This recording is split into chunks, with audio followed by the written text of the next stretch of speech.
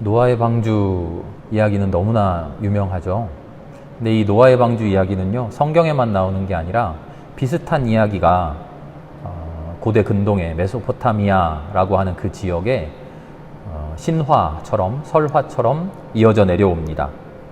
아트라하시스라고 하는 사람 이야기, 우트나 피쉬팀, 이름이 참 특이한데 이런 이야기들이 전해 내려옵니다. 노아의 방주 이야기와 거의 비슷합니다.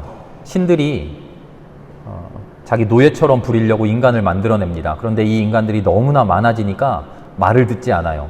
그래서 인간을 다 죽여 없애려고 합니다. 엔릴이라고 하는 신이 인간을 다 죽여 없애려고 하니까 엔키라고 하는 신이 인간을 살려주려고 계속 막아요. 번번이 인간을 죽일 수 없으니까 엘릴 신이 마지막에 생각을 해낸 게 바로 커다란 홍수를 내는 거예요. 홍수로 모든 생명을 다 쓸어버려야지 하고는 홍수를 냈는데 이 사실을 또 엔키 신이 알고 아트라하시스에게 알려주어서 방주를 만들고 그 안에 사람과 동물들이 들어가서 살아남았다. 이게 아트라하시스 이야기예요. 우트나 피쉬팀 이야기도 거의 비슷합니다.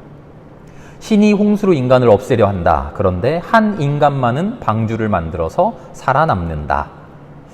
홍수가 끝나고 새를 날려보내고 하는 이런 이야기까지 너무나 비슷해요. 왜 이런 비슷한 이야기들이 있을까? 왜 하필 홍수 이야기가 꼭 성경에도 나오고 그 지역 신화에도 나올까? 메소포타미아라고 하는 지역의 환경이 그렇대요. 커다란 강 유역에 살아가는 사람들이어서요. 항상 우기 때 커다란 그 강물이 범람을 하면 모든 것을 다 쓸어 내려간대요. 그리고 나면 그 뒤에 모든 것이 다 쓸려 내려갔지만 그 덕분에 땅은 다시 비옥해져서 풍성한 열매를 또 맺는답니다. 그렇게 마치 신이 하는 것처럼 모든 것을 휩쓸어가는 홍수가 항상 있고 홍수 뒤에 새롭게 시작하는 새 출발이 있다. 아마 그 당시에 그 지역의 문화를 이렇게 이 신화로 표현한 것이라고 생각합니다.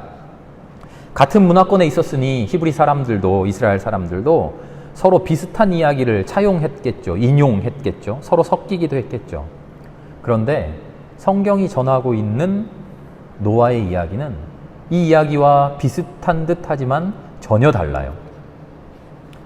비슷한 핵심은 이거예요. 땅이 공허합니다. 인간 세상이 무질서해요. 혼돈이에요. 엉망이에요. 그래서 신이 나서서 다 쓸어버리고 새롭게 시작하려고 합니다. 그런데 단 한 사람만은 살아남아서 인류의 생명을 이어갑니다. 문제는 이 비슷함 속에 성경 속에 들어와 있는 이 이야기가 다른 신화 속에 있는 이야기와 어떻게 다르냐 하는 거죠. 왜 다르냐? 비슷하다면, 똑같다면, 이름만 다른 거라면 성경 속에 들어와 있을 이유가 전혀 없죠. 그냥 다른 설화 속의, 신화 속의 이야기라고 생각해도 되죠. 그러나 왜 이 이야기를 이스라엘 사람들은 성경으로, 하나님의 말씀으로 담고 있을까? 우리 창세기 맨 처음에 창조 이야기 첫 번째 시간에 하면서 다른 창조 설화들하고 비슷하지만 결정적으로 다른 점이 있다고 하나 말씀드렸어요. 혹시 기억나시나요? 다른 신화, 설화 속에는 소위 인간 영웅, 반신, 반인인 그런 영웅들이 등장해서 인간의 초자연적인 힘을 가지고 인간을 이끌어가고 혹은 때로는 신에게 저항하기도 하고 맞서 싸우기도 하는 그런 영웅들이 등장하는데 창세기의 인간 창조에는 그런 게 전혀 드러나지 않는다고 말씀드렸어요. 오히려 아무 힘없는 철저한 무능력한 인간, 완전한 인간만이 등장해요. 그리고 그 이야기의 결론이 그 무능한 인간 곁에 온전하신, 완전하신 하나님이 함께 해주신다 하고는 하는 신과 인간의 동행 이야기로 끝난다고 말씀드렸어요. 비슷한 듯 보이지만 다른 설화, 다른 신화에서의 인간 창조 이야기는요, 인간이 자기의 능력을 키워서 초자연적인 힘으로 초인간적인 힘을 내서 신과 대결하고 신과 적대하는 이야기라면 성경에 있는 이야기는 전혀 다르다는 거예요. 비슷한 듯하지만 아니다. 우리 인간은 그런 초자연적인 힘, 인간의 슈퍼 파워 그런 걸 발휘해서 신처럼 되고 신에게 대적하고 그런 존재가 아니라 우리의 무능함을, 우리의 무력함을 철저하게 깨닫고 그럼에도 불구하고 우리와 함께 해주시는 신과 우리 하나님과 동행하는 삶, 그게 우리 신앙인들의 신앙 고백인 것이죠. 노아의 이야기에도 똑같은 이야기가 들어있어요. 아트라하시스, 우트나 피쉬팀 이런 이야기들은요 똑같은 것 같으나 전혀 달라요. 살아남은 그 한 사람, 이름이 어렵습니다만 아트라하시스 이 사람은요 위대한 지혜라는 뜻을 가졌어요. 우트나 피쉬팀 이름 기억 못 하셔도 돼요. 이 사람도 영원한 생명을 얻기 위해서 지혜를 얻는 그런 사람이에요. 지혜로운 사람, 신적인 지혜를 가진 사람. 창세기 이야기와 비슷하죠. 다른 신화들은 이 노아의 이야기에서도 비슷한 듯 보이나 다른 이야기 속에는 홍수를 이겨내고 살아남은 그 한 사람이 누굽니까? 라고 물었을 때 다른 신화, 다른 설화는 이렇게 대답한다는 거예요. 위대한 사람, 뛰어난 사람, 엄청난 훌륭한 능력이 있는 사람, 지혜를 가진 사람. 평균적인 인간의 지혜가 아니라 뛰어넘는 거의 신적인 지혜를 가진 사람이 살아남았다는 거예요.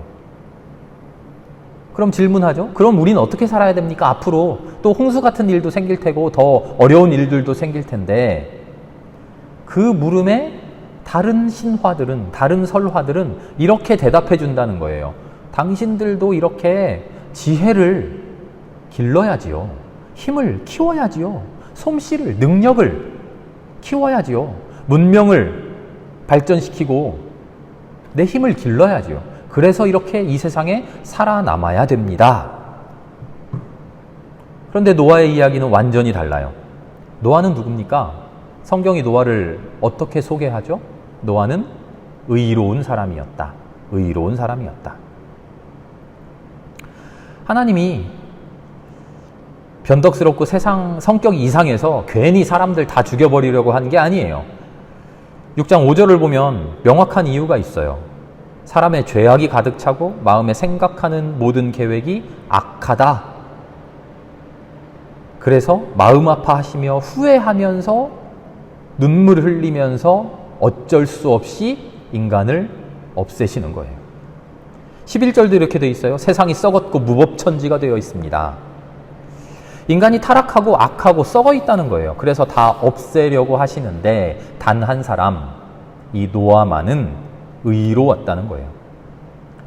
다른 신들, 다른 신화 이야기들은요, 신이 세상을 싹 없애려고 할 때 능력자가 있어서 살아남았다 이렇게 이야기하는데 성경은 전혀 다른 이야기를 한다는 거예요.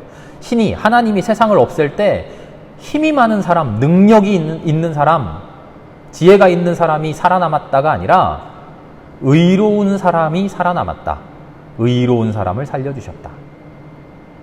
아니, 노아도 힘 있는 사람 아니었을까요? 아니요. 노아의 이야기 우리가 9절부터 읽었나요? 그 바로 위에 보면 네피림이라는 기이한 거인들 이야기가 나와요. 특별한 용사들, 유명한 사람들이라고 이야기해요. 거인족들. 인간의 한계를 뛰어넘는 사람들, 유능한 사람들, 힘이 센 사람들, 능력이 넘치는 사람들이 많았다는 거예요. 그런데 그런 사람들이 살아남은 게 아니라 그런 사람들은 오히려 하나님 보시기에 악했고 의로운 사람 노아가 살아남았다. 전혀 달라요. 다른 신화, 다른 설화 이야기는 잘난 놈이 스스로 살아내는 이야기라면 노아의 방주 이야기는 의로운 사람을 하나님이 살려주시는 이야기라는 거예요. 인간의 능력도 중요합니다. 지혜도 중요하고 세상 사는 요령도 중요하죠. 그런데 가장 중요한 것은 의로움이라는 거예요. 의로움. 바벨론 홍수 다른 이야기들에는요, 의로움이 없어요. 누가 의롭게 살았는지, 누가 옳게 살았는지, 누가 아름답게 살았는지 그런 이야기가 없고요. 누가 힘 있는지, 누가 강한지, 누가 그럴듯한지 그런 이야기를 해요. 신들의 정체도 강한 자예요. 의로움이나 진리 때문에 신들을 섬기는 게 아니라 신이 힘이 세기 때문에, 신이 강하기 때문에 그들은 신을 섬겨요. 비위를 거스르면 그 힘에 죽기 때문에 철저하게 약육강식의 힘의 논리에 따라서 그 앞에 엎드려질 뿐이에요. 하나님의 의로움, 하나님의 공평무사하심, 하나님의 정의로움, 하나님의 사랑, 그런 것 때문에 하나님을 섬기는 우리와는 달리 이 신이 힘이 세니까, 힘센 자가 자기 마음대로 하면 우리는 죽으니까 그 비위를 거스르지 않기 위해 납작 엎드리는, 그게 다른 메소포타미아 바벨론의 신들, 그들의 종교의 정체죠. 그런데 성경은 이게 뒤집혀져 있어요. 강한 자가, 힘 있는 자가 그 힘으로 세상을 억압하는 게 아니라 가장 높은 존재가 아무 힘 없는 인간을 돌본다는 거죠. 그리고 간절히 소망해요. 뭐를 소망하냐면 너희들 의롭게 살아라. 의롭게 살면 내가 살려준다. 성경은요, 노아의 방주 이야기뿐만 아니라 처음부터 끝까지 의로움으로 가득 차 있어요. 성경은 믿음 이야기고요. 그 믿음을 잘 믿은 사람들의 구원의 이야기지만 그 믿음, 그 구원의 정체가 어디에 있냐면 의로움에 있어요. 아브라함 이야기 기억나시죠? 아브라함이 이삭을 바칠 정도로 믿음이 훌륭합니다. 그런데 창세기 15장을 보면요, 뭐라고 나오냐면 아브라함이 주님을 믿으니 주님이 그 믿음을 의롭게 여기셨다. 그렇죠? 야, 너 믿음이 훌륭하구나, 그러니까 됐다가 아니라 하나님이 하시는 말씀이 믿음이 훌륭하니까 너 의롭구나 했다는 거예요. 하나님이 보시는 것은 의로움이에요. 그 의로움의 한 방편으로 이 아브라함은 믿음이 좋았다는 거예요. 모세는 어떤가요? 모세도 비슷해요. 신명기 6장을 보면 이렇게 나와요. 우리가 주 하나님 앞에서 하나님께서 우리에게 명하신 대로 그 모든 명령을 충실하게 지키면 그것이 우리의 의로움이 될 것입니다. 계명을 잘 지키면 살고 안 지키면 죽습니다. 계명 자체가 하나님의 명령이니까요. 그런 이야기가 아니라 계명을 지키는 게 우리의 의로움의 수단이 된다는 거예요. 목적은 의로움이라는 거예요. 의로워져야 되는데, 우리가 의롭게 살아야 되는데 의롭게 사는 방법을 잘 몰라요. 그래서 하나님이 일러주셨어요. 그게 율법이에요. 그거를 지키면 우리가 의로워질 수 있습니다. 다윗은 어떨까요? 다윗의 삶 속에도 의로움이 가득 차 있어요. 사울이 다윗을 죽이려고 쫓아올 때 다윗이 사울을 죽일 기회가 있었잖아요. 그런데 죽이지 않고 옷 끝자락만 이렇게 잘라서 가지고 오죠. 그리고 멀찌감치 가서 사울한테 소리쳐서 말합니다. 폐하, 전하, 내가 당신을 죽일 수 있었는데 죽이지 않았습니다. 이 옷자락 보이시죠? 그랬더니 사울이 뭐라고 대답합니까? 다윗에게 이렇게 말해요. 네가 나보다 의롭구나. 네가 나보다 의롭구나. 그래, 네가 나보다 대단하다, 네가 나보다 능력 있다, 네가 나보다 지혜롭다, 네가 나보다 제왕이 될 황제감이다, 그런 이야기를 하지 않고요. 사울이 깨달아요. 뭘 깨달았냐면 다윗하고 자기를 비교해 놓고 누가 능력이 좋으나, 누가 매력이 좋으냐, 누가 지혜가 높으냐, 그것을 비교한 게 아니라 다윗이 나보다 의롭구나, 하나님 앞에 의로운 사람이구나. 사울이 그거를 깨닫는 거죠. 그것을 깨닫고 사울은 완전히 무너지죠. 나는 하나님 앞에 더 이상 살 수 없구나. 구약만 그런가요? 신약성경 복음서 예수님의 가르침을 보면요, 의로움이 그 중심에 있어요. 뭐라고 말씀하시죠? 너희는 먼저 그 나라와 그 의를 구하라. 그 의를 구하라. 그리하면 모든 것을 너희에게 더해 주신다. 팔복 중에도 이렇게 나와 있어요. 의에 줄이고 목마른 사람은 복이 있다. 그들이 배부를 것이다. 의를 위하여 박해받는 사람 복이 있다. 하늘나라가 그의 것이다. 성경에서 의로움에 대해서 말하고 있는 수많은 이야기 중에 극히 일부만 제가 이야기 드린 거예요.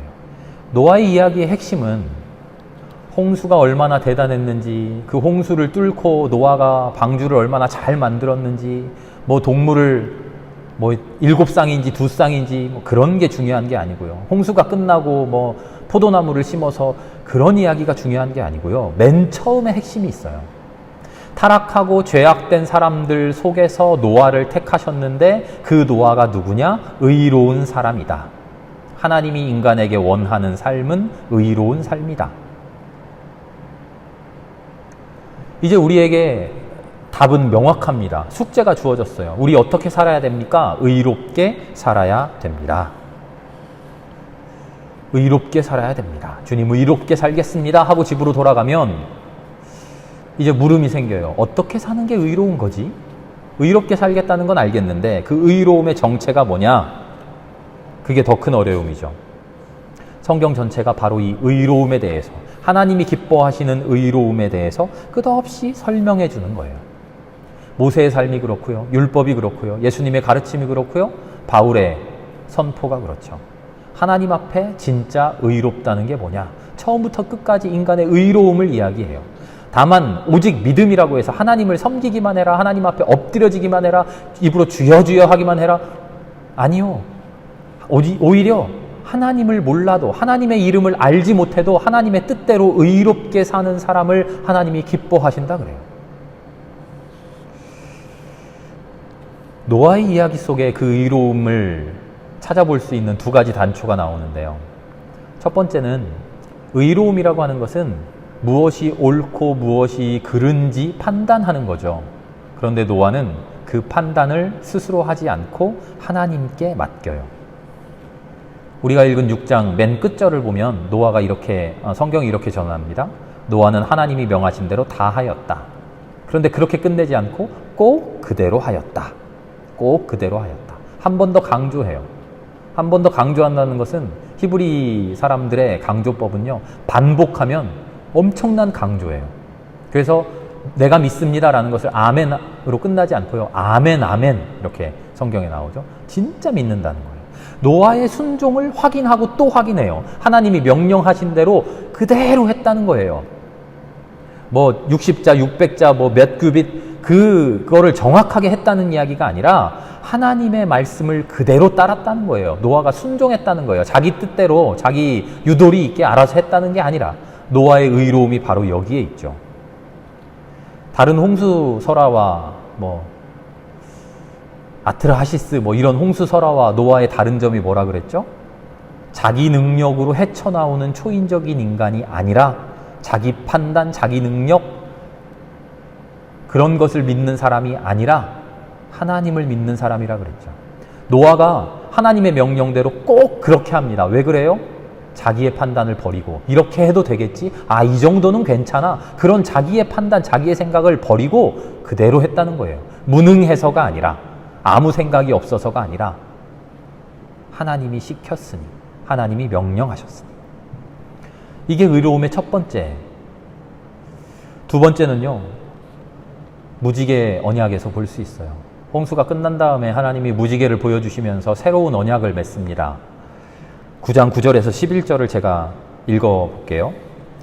이제 내가 너희와 너희 뒤에 오는 자손에게 직접 언약을 세운다. 너희와 함께 살아 숨쉬는 모든 생물, 곧 너와 함께 방주에서 나온 새와 집짐승과 모든 들짐승에게도 내가 언약을 세운다.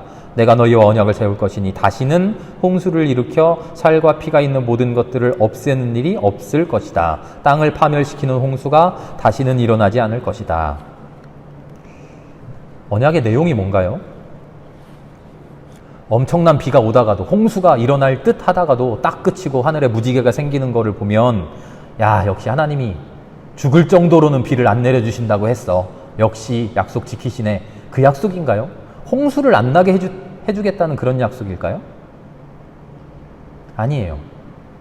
노아에게 해주시는 무지개의 언약은요, 하나님과 인간, 하나님과 생명과 생명 사이에 새로 세워지는 언약은 서로 파멸시키지 않는 삶을 살아가자는 거예요. 나도 너희를 죽이지 않겠다.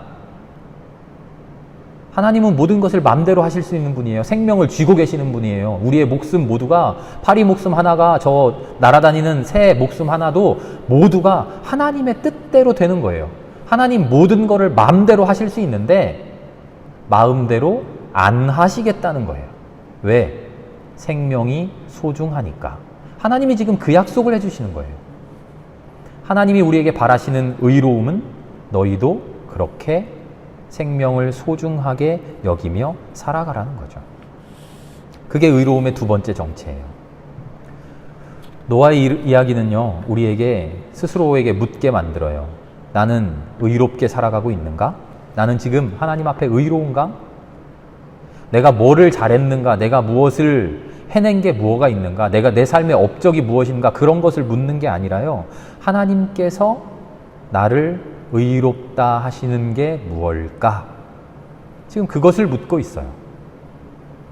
세상에 수많은 사람, 세상에 이름난 용사 같은 네피림 같은 사람, 그런 사람들이 세상에 떵떵거리면서 나는 이런 일 했어, 나는 이런 일도 해냈어, 난 이런 업적이 있어. 지금 수많은 사람들이 자기 PR을 하고 스스로를 내세우고 있는 가운데 하나님 그런 이야기 하나도 안 들으시고 귓등으로도 안 들으시고 딱 하나 보신다는 거예요. 의로운 사람 누구냐?